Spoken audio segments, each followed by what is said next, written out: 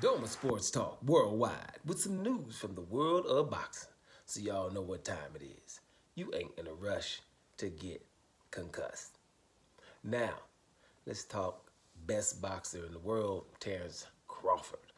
Terence Bud Crawford, right? Terence Bud Crawford, was actually given a compliment from another legend, Mike Tyson. You know what I'm saying? Mike Tyson, we ain't got to discuss it. So Mike Tyson was talking. Mike Tyson was saying, Terence Crawford, you know, he's missing some things to become, all-time great, right? And so you would think, well, damn, where's Crawford gonna be missing all-time great? People like us, we like, Terence Crawford is already an all-time great. You ain't gonna be two division undisputed and, ran from and can't get Pacquiao fights and stuff like that and just not be nothing. You know what I mean? He's already an all-time great. There ain't too much more he can do. Ain't nothing running around in his era where he don't want to fight or haven't fought. So, but what he's talking about is he's like his marketability and stuff like that. Mike Tyson was saying at the end of the day, he didn't really start taking off until after his Buster Douglas loss, right? Because that, air of invincibility kind of went away then, because matter of fact, if you really watch the Buster Douglas fight, Mike Tyson, he had some distractions, I'm hearing, when he was in Japan and stuff like that. But at the end of the day, Buster Douglas boxed a damn good fight. That wasn't a fluke. Buster Douglas was winning rounds before the knockout. You know what I mean? Some good stuff in that Buster Douglas was doing. So, he had a game plan. He was able to execute. But, Buster Douglas was somebody who would also, would stay disciplined. Probably could have done a few more things because he was talented, to be honest. But, so he handled his business, won that fight. But after that, because Mike Tyson wasn't going to win 100% anymore, maybe 99.9, people were more interested in the fights, and that's when he took off. And so what he's basically saying is Terence Crawford's too good to become an all-time great. That's the translation. Because we ain't seen, you know what I'm saying? Listen, this is the kind of stuff that you pay attention to know how good people are. We be seeing stuff right now in real time. This is a very big compliment here. It's like because Terence Crawford is on the tail end of his career, and we haven't seen him in a tight fight. And he's 2 division undisputed. And you might as well count lightweight, 3 division undisputed, in my opinion, because wasn't nobody there. And if the Jamel Charlo Tim Tszyu saga didn't happen and they didn't strip him, he was going to fight Jamel Charlo. And we was at least, at bare minimum, he had a 50-50 shot against Jamel Charlo, 154 pounds for undisputed. So he was very close to be 3 division. And you still would give him a chance, a 50-50, against Tim Tszyu, who's very hot right now.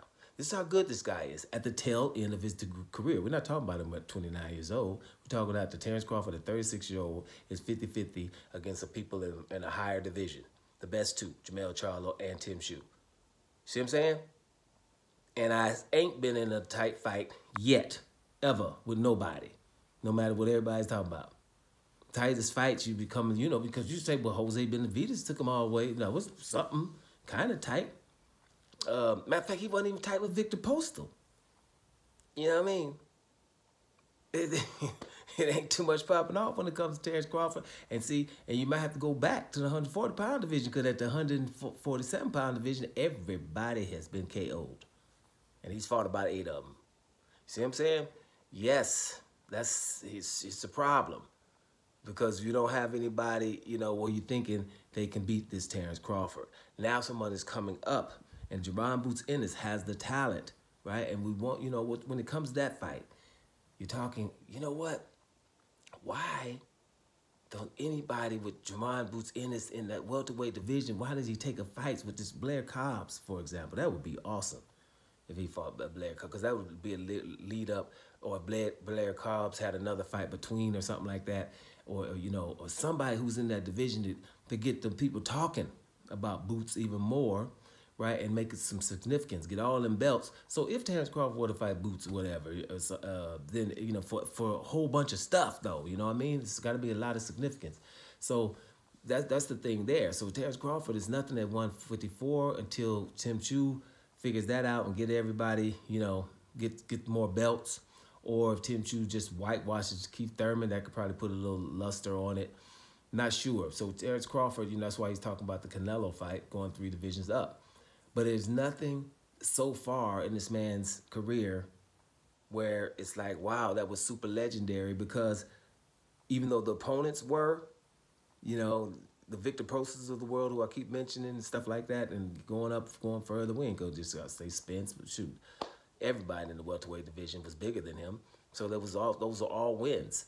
You know, Jeff Horn, after Jeff Horn came off of beating Pacquiao, it's a big win when it's happening in real time. Afterwards, you get back and start saying that Jeff Horn wasn't this and he wasn't that. But at that particular time, there was a Jeff Horn who had just beat Manny Pacquiao and was calling out everybody in the welterweight division with total confidence, undefeated. All right, just like most of the people that he fought in the welterweight division were undefeated. Right. So the man has done so much that Mike Tyson basically saying is like, hey, man, he's got to get in a couple of close fights or two so you can get the legendary stuff popping off. You know, the legendary trilogy with so-and-so. No, because I beat you resoundingly in the first fight, so ain't nobody telling me to have no rematches. It's not his fault. But most of the legends got rematches and trilogies and stuff that they had to clean up. My favorite, the GOAT, Lennox Lewis, had to go clean up some stuff. Right?